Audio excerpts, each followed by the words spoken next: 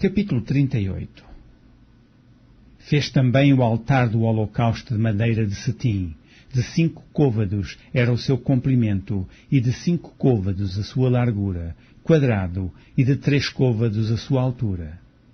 E fez-lhe as suas pontas aos seus 4 cantos. As suas pontas formavam uma só peça com o altar, e cobriu de cobre. Fez também todos os utensílios do altar, os caldeirões, e as pás, e as bacias, e os garfos, e os braseiros. Todos os seus utensílios fez de cobre. Fez também para o altar um crivo de cobre, de obra de rede, na sua cercadura de baixo até ao meio dele. E fundiu 4 argolas às 4 extremidades do crivo de cobre para os lugares dos varais. E fez os varais de madeira de cetim e os cobriu de cobre. E meteu os varais pelas argolas aos lados do altar, para levá-lo com eles. Fê-lo oco e de tábuas. Fez também a pia de cobre com a sua base de cobre, dos espelhos das mulheres que se ajuntavam, ajuntando-se à porta da tenda da congregação. Fez também o pátio da banda do meio-dia ao sul. As cortinas do pátio eram de linho fino torcido de 100 côvados. As suas 20 colunas e as suas 20 bases eram de cobre. Os colchetes destas colunas e as suas molduras eram de prata. E da banda do norte, cortinas de 100 côvados. As suas 20 colunas e as suas 20 bases eram de cobre.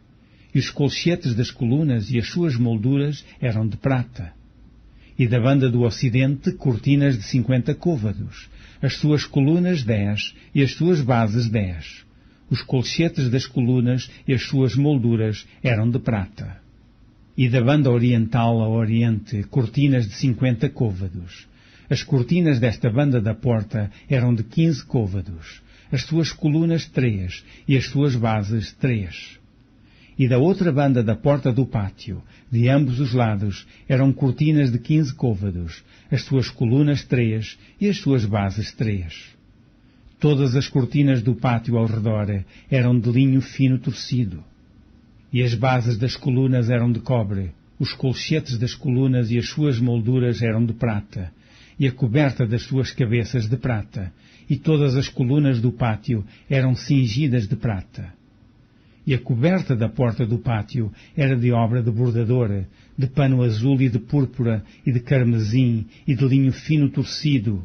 E o comprimento era de 20 côvados, e a altura, na largura, de 5 côvados, defronte das cortinas do pátio. E as suas 4 colunas e as suas 4 bases eram de cobre, os seus colchetes de prata, e a coberta das suas cabeças e as suas molduras de prata. E todas as estacas do tabernáculo e do pátio ao redor eram de cobre. Esta é a enumeração das coisas contadas do tabernáculo do testemunho, que por ordem de Moisés foram contadas para o ministério dos levitas por mão de Itamar, filho de Arão, o sacerdote. Fez, pois, Bezalel, filho de Uri, filho de Ur, da tribo de Judá, tudo quanto o Senhor tinha ordenado a Moisés. E com ele a Oliabe, filho de Aisamac, da tribo de Dan, um mestre de obra e engenhoso artífice, e bordador em pano azul, e em púrpura, e em carmesim, e em linho fino. Todo o ouro gasto na obra, em toda a obra do santuário, a saber, o ouro da oferta, foram 29 talentos e 730 ciclos, conforme o ciclo do santuário. E a prata dos arrolados da congregação foram 100 talentos e 1775 ciclos, conforme o ciclo do santuário.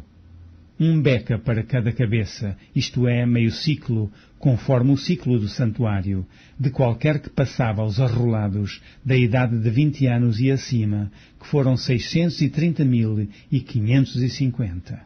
E houve 100 talentos de prata para fundir as bases do santuário e as bases do véu. Para 100 bases eram 100 talentos, um talento para cada base. Mas dos 1775 ciclos fez os colchetes das colunas, e cobriu as suas cabeças e as cingiu de molduras. E o cobre da oferta foi 70 talentos e 2.400 ciclos.